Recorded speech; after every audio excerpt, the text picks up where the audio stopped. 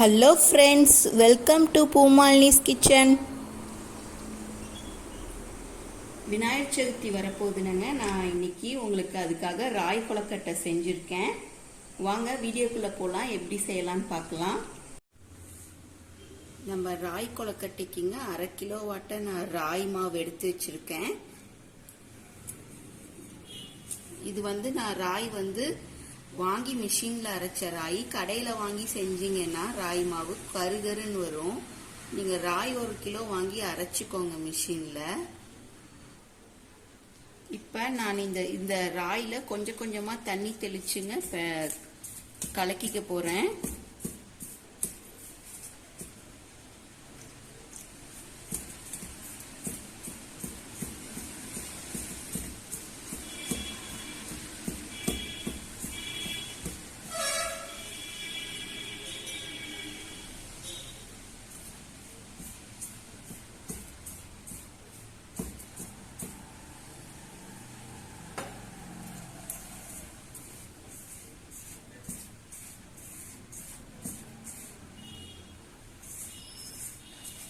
லைட்டாக தெளிச்சு கலந்துக்கோங்க.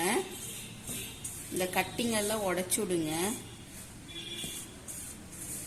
வெறும் பச்சை தண்ணி தான் ஊற்றுறேங்க, அது சுடு தண்ணியெல்லாம் நான் ஊற்றல. நார்மல் வாட்டரே நீங்கள் இப்படி தெளிச்சு இப்படி கலந்து விடுங்க.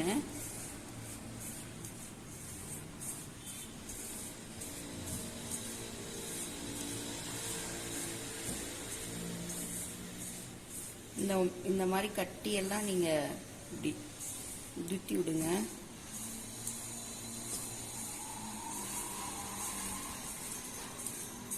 நீங்க இப்படி கையில பிடிச்சிங்கன்னா கெட்டியா இருக்கணும். இன்னும் கொஞ்சம் நம்ம தண்ணி சேர்த்தணும்.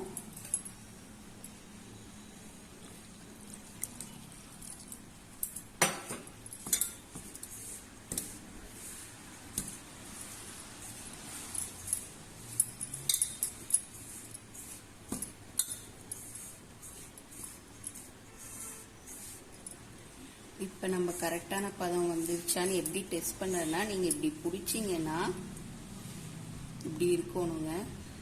ரொம்ப தொலைன்னு இருந்தால் இன்னும் கொஞ்சம் தண்ணி தெளிக்கும்னு அர்த்தம். இப்போ பார்த்தீங்கன்னா நம்ம இதை இப்படி பிடிச்சா பார்த்தீங்களா அப்படியே இருக்கு. இதுதான் இந்த பதம். நாம் இப்போ இட்லி தட்டில் வச்சு இதை வேக வச்சுக்கலாம். தண்ணி தெளிச்சு கலந்த மாவை இந்த மாதிரி இட்லி பானையில் நம்ம வேக வைக்க போகிறோங்க. இது வெந்தனி உங்களுக்கு காட்டுறேன். இப்போ நீங்கள் இதை எடுத்து இப்படி அமுத்தி பார்த்தீங்கன்னா இந்த மாதிரி இருக்குங்க. அப்போ இது வெந்துருச்சுன்னு அர்த்தம். இப்போ இது வெந்துருச்சு. கரெக்டாக நீங்கள் இது ஒரு 5 நிமிஷம் வேக வைக்கணுங்க. 1/2 கிலோ மாவை நான் ஒரே தட்டத்தில் போட்டு வேக வச்சுருக்கேன். இந்த மாதிரி நீங்க ஒரு மிக்சிங் பவுல்ல இதை கொட்டிக்கோங்க. இப்ப பாத்தீங்களா இந்த துணியில ஒட்டாம வருது. நீங்க ரொம்ப ஈரமா துணிய நனைச்சு போட்டீங்கன்னா இதுல ஒட்டிக்கும். லைட்டா ஈரம் கம்மியா இருக்கிற துணியில போட்டீங்கன்னா இதுல ஒட்டாது. அப்படி ஒட்டுச்சுன்னா நீங்க இப்படி தேய்ச்சி விட்டீங்கன்னா வந்துடும்.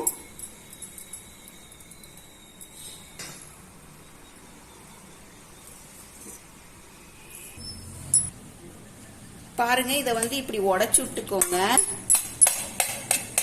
இப்படி ஒரு கரண்டியால இதை உடைச்சு விட்டுட்டு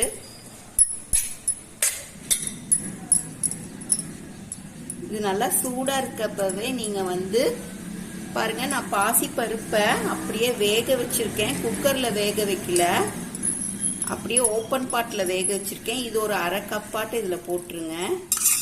நல்லா தண்ணியெல்லாம் வடிச்சு போடுங்க. அதுக்கப்புறம் நாட்டு சர்க்கரை,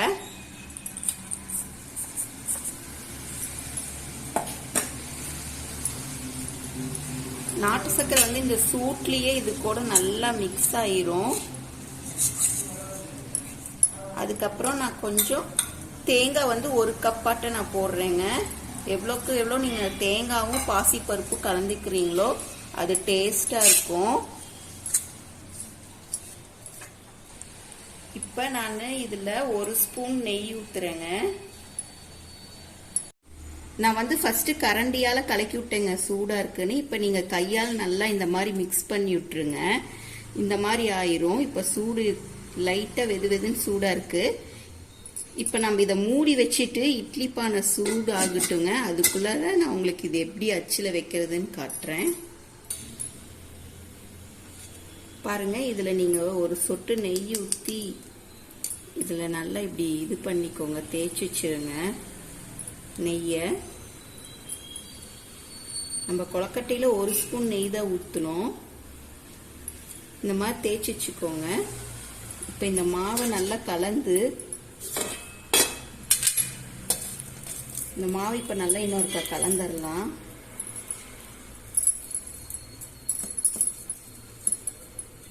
இப்போ பாருங்க, நான் இந்த அச்சில் வைக்கிறேன்.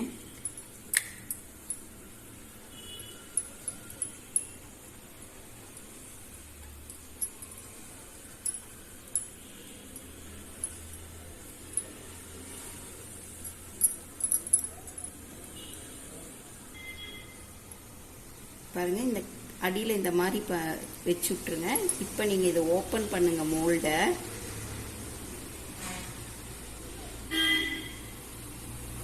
இந்த மாதிரி நம்மளுக்கு கிடைக்கும்.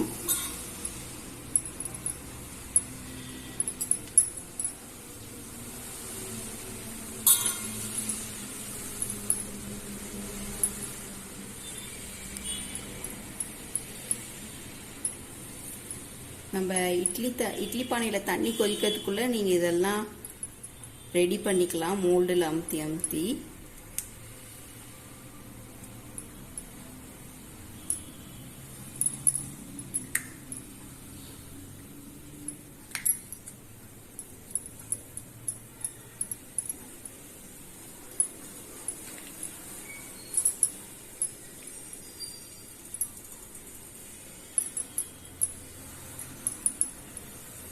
இப்போ ஃபுல்லுமே நான் நாட்டு சக்கரை போட்டிருக்கேன். உங்களுக்கு வெள்ளை சக்கரை போடணும்னா அது பாதி இது பாதி கலந்துக்கலாங்க. இப்படி இந்த மோல்டு இல்லாதவங்க நீங்க இந்த மாதிரி கையில இப்படி அச்சு வச்சு நீங்க எடுக்கலாம். பாருங்க, இவ்வளவு கொஞ்சம் மாவு எடுத்துக்கோங்க. இப்படி பண்ணிட்டு இந்த விரல் வந்து இப்படி பதியற மாதிரி இங்க பாருங்க. இது வந்து மோல்டு, இது வந்து மோல்டுங்க. இது வந்து நான் கையில பிடிச்சது. நீங்க இப்படியும் மோல்டு இல்லாதவங்க இந்த மாதிரி செஞ்சுக்கலாம். நான் உங்களுக்கு எல்லாம் செஞ்சுட்டு காட்டுறேன். பாருங்க, நம்ம மோல்டுல போட்டு எடுத்து வச்சுட்டோம், கையிலையும் பிடிச்சி வச்சிருக்கோம். நான் இப்ப இது வந்து இட்லி பானையில வைக்கிறேன்.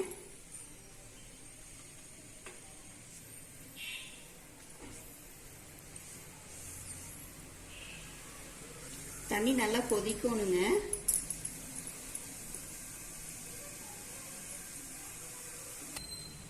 இப்ப பாருங்க, நம்மளோட கொலக்கட்டை ரெடி ஆயிடுச்சு. பாருங்க எவ்வளவு சாஃப்டா இருக்குன்னு. நீங்க இதுல வந்து பாசி பருப்பும் தேங்காவும் சேர்த்துக்கிட்டீங்கன்னா நல்லா சாஃப்டா வரும். இங்க பாருங்க, இது எல்லாருமே சாப்பிடலாங்க. நாட்டு சர்க்கரை இது வந்து நீங்க ஒரு வாரம் ஃப்ரிட்ஜில் வச்சு சாப்பிடலாம். 2 நாளைக்கு நீங்க இதை வெளியே வச்சிருக்கலாம். நல்லா ஆறுனி டப்பால போட்டு எடுத்து வச்சிருங்க. நம்மளோட ராய் கொலக்கட்டை ரெடி ஆயிடுச்சுங்க. இதுல சின்ன சின்ன டிப்ஸ் இருக்கு. நீங்க மாவுல நாட்டு சக்கரை கலக்கிறப்ப நீங்க அப்ப சாப்பிட்டு பாத்தீங்கன்னா இனிப்பு நிறைய இருக்கும், ஆனா வெந்தனியும் கம்மியா இருக்கும். ஆனால் நீங்க கொஞ்சம் தூக்கலா கொஞ்சம் நாட்டு சக்கரை போட்டு கலந்துக்கோங்க. அதுக்கப்புறம் இன்னொன்னு என்னன்னா, ஈர துணி வந்து இட்லி பானையில நீங்க வைக்கிறது வந்து ரொம்ப ஈரமா இருக்கிற துணியா போட்டுறாதீங்க. அப்படி போட்டீங்கன்னா மாவு அதுலயே ஒட்டிக்கும். வேக வைக்கிறப்ப ஃபர்ஸ்ட் வேக வச்சோம் பாத்தீங்களா, அப்ப அது கொஞ்சம் லைட்டா ஈரமா இருந்தாதான் மாவு அதுல ஒட்டாது. ஒட்டுனாலும் பரவாயில்ல, நீங்க தேய்ச்சி விட்டீங்கன்னா அது வந்துடும். இந்த வீடியோ உங்களுக்கு பிடிச்சிருந்ததுன்னா லைக் பண்ணுங்க, ஷேர் பண்ணுங்க, மறக்காம பூமாலினிஸ் கிச்சனை சப்ஸ்கிரைப் பண்ணுங்க. பூமாலினிஸ் கிச்சனை பாருங்க, புதுமையா செஞ்சு சாப்பிடுங்க. நன்றி.